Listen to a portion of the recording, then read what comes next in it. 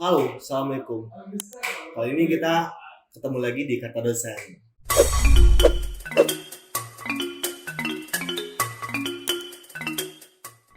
Pada pertemuan ini, saya ingin bagi tips atau cara berpromosi yang baik dalam dunia desain ya. Karena di sini saya akan fokus ngebahas masalah ruang lingkup desain. Jujur aja, jika kita bahas promosi, itu ruang lingkupnya itu besar banget. Nah, otomatis eh, pembahasan kita ini nggak bisa fokus ke dalam satu arah. Makanya itu kita batasi dulu nih, permasalahan kita tuh harus berhubungan sama desain. Nah, banyak orang yang menjadikan desain ini sebagai faktor wajib untuk berpromosi. Gimana ya? Itu juga nggak bisa disalahkan. Karena memang sejatinya itu promosi juga berbicara tentang kekuatan visual, gimana cara kita menarik minat audiens untuk suka sama brand yang kita kenalkan. Nah, sebenarnya ada beberapa langkah untuk membuat atau untuk memberi kekuatan visual kepada konten promosi. Jika kita berbicara tentang masalah kekuatan visual, nah tentu kita harus belajar banyak nih masalah desain. Tapi, nah ini ada beberapa ilmu yang memang ini sangat bagus dan sudah diterapkan oleh beberapa desainer di perusahaan-perusahaan. Nah, apa itu yang pertama? Pastikan tujuan utama kita meningkatkan brand awareness. Nah, sebenarnya apa sih brand awareness itu? Dasarnya adalah kemampuan orang, persepsi atau anggapan orang untuk mengenal diri kita atau mengenal perusahaan atau mengenal brand. Entah mungkin itu dengan logo, medsos, atau tagline atau media apa aja yang sudah dikeluarkan oleh perusahaan tersebut atau usaha kalian. Tapi hal-hal yang dikeluarkan itu yang berangkat dari branding itu adalah salah satu untuk meningkatkan kekuatan brand awareness. Nah, kira-kira seperti itu. Nah, contohnya jika kalian diarahkan untuk mengenal Nike, misalkan ya, perusahaan Nike, yang kalian bayangkan apa? Tentu brand atau mereknya yang checklist, apalagi merek bentuk sepatunya, bentuk produk ya, karena dia produk sport. Terus harganya dan segala macam lah yang berhubungan tentang brand tersebut. Nah, itu salah satu strategi desainer untuk mengenalkan kepada konsumen ketika dia membuat desain promosi, nggak jauh-jauh dari konsep dasar si brand kayak gitu. Nah, kalau kalian udah tahu tujuan untuk promosi, berarti kalian akan membuat promosi, usahakan untuk meningkatkan brand awareness, jangan ke yang lain gitu kan. Yang kedua, usahakan membuat konten jangan ala kadarnya. Ya kalau buat konten ala kadarnya, alih-alih kita mau yang berpromosi, tapi ujung-ujungnya jadi apa?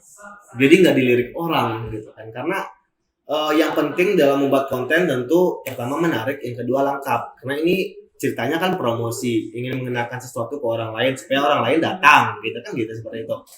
Jadi kalau berbicara tentang menarik dan lengkap, itu pasti berhubungan dengan isian konten desain kita. Jangan sampai membuat orang bingung, jangan sampai membuat ini informasinya samar-samar gitu, apalagi nggak ada nomor kontak gitu, apalagi yang diinfokan tuh sebenarnya apa sih gitu kan. Nah, itu bedanya promosi dengan kampanye. Jika kampanye kita nggak perlu terlalu masuk ke dalam supaya orang menghubungi siapa nih yang akan dituju, nggak penting, karena kampanye adalah mengisukan sesuatu.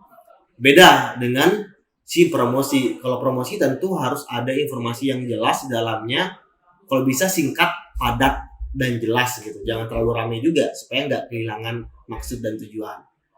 Yang ketiga yang paling penting adalah jangan latah dalam ngedesain.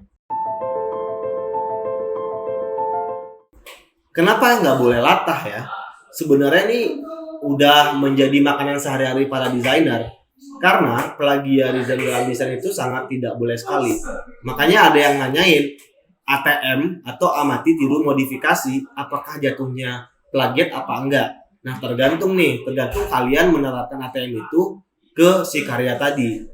Nah, kalau kita cuman dari segi mengamati terus kita tiru dan kita nggak memodifikasi, itu jatuhnya pasti plagiat.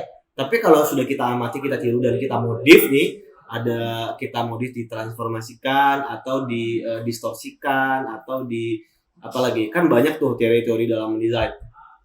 Itu jatuhnya bisa satu hal yang baru dan diangkat dari bentuk-bentuk yang sudah ada sebelumnya gitu. Intinya riset ya. Nah, kebanyakan perusahaan itu pasti mengangkat kegiatan-kegiatan yang serupa. Tergantung apa yang lagi booming nih. Jika ada hal yang lagi booming, mereka pasti menjadikan itu strategi mereka untuk meningkatkan konsumen. Seperti sekarang kan hobi-hobi Squid Game, banyak yang kafe lah atau apalagi tuh perusahaan-perusahaan lah yang mengambil tema-tema Squid Game sebagai isu-isu terhangat untuk media sosial mereka. Ya, don't worry sih, juga nggak ada masalah apa-apa. Cuma, nah ada cumanya nih, jika bentuk desain promosi kita dengan kompetitor itu mirip dan sama, bukan kita ingin berpromosi jadinya, jadi justru kayak kita dicap nggak kreatif. Nah makanya itu butuh kalian riset, butuh kalian amati kompetitor, supaya apa? Supaya kita bisa menghadirkan suatu desain yang beda dari kompetitor. Kira-kira seperti itu. Nah, tinggal ini yang sering dilakukan oleh desainer di perusahaan agar apa? Agar dia tetap konsisten dalam mendesain atau menunjukkan promosinya kepada konsumen. Itu aja kali ini, dan tentunya berpromosi adalah meningkatkan kualitas brand dan juga meningkatkan kepedulian orang terhadap brand kita. Jadi jangan sampai ketika kita promosi, justru promosi kita nggak dilihat, nggak dianggap sama orang, atau juga nggak direspon. Oke, itu aja. Cukup sekian. Selamat bertemu di kejelasan berikutnya, dan dadah. Salam kreatif.